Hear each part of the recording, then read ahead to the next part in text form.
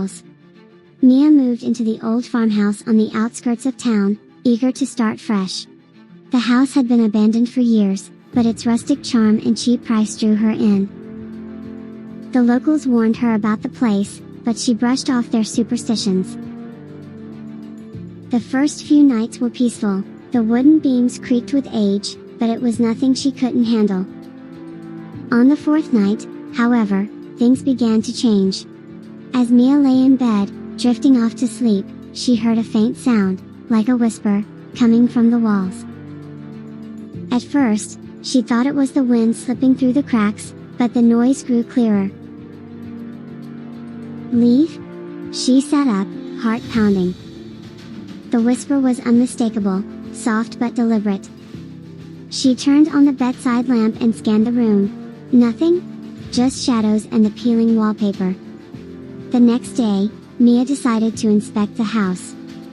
Maybe rodents were nesting in the walls. She tapped along the wooden panels, listening for hollow spots. In the living room, she found one. Curious, she pried the panel open with a crowbar, revealing a narrow crawlspace. The smell hit her first, damp, rotten, and metallic. Inside, she found old photographs of a family that once lived there. A man, a woman, and a little girl. Their faces looked happy in the photos, but there was something unnerving about their eyes. They seemed off, like they were staring right at her. That night, the whispers returned, louder this time. "You shouldn't have looked." Mia froze in bed, clutching her blanket. The sound wasn't just coming from the walls now, it was all around her. She bolted from her room and tried to turn on the lights. Nothing? The power was out. Her phone flashlight flickered as she made her way down the stairs. Halfway down, she saw a figure standing at the bottom, a little girl in a tattered dress, her face pale and gaunt. "Who are you?" Mia whispered, voice trembling. The girl didn't answer. She simply raised a hand and pointed toward the crawlspace in the living room. Mia didn't want to go, but something compelled her, like invisible strings pulling her forward. When she reached the crawlspace, the girl was gone, but the panel was open again, and from inside, she heard the whispers, now a cacophony of voices, crying, screaming, pleading.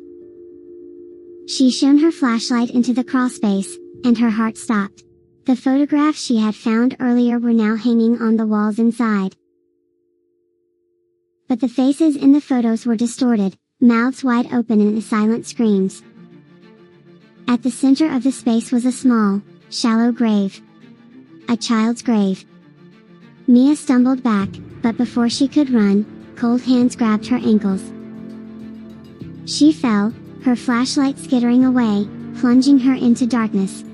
The last thing she heard before she blacked out was the little girl's whisper, close to her ear. "Stay with us." Mia was never seen again.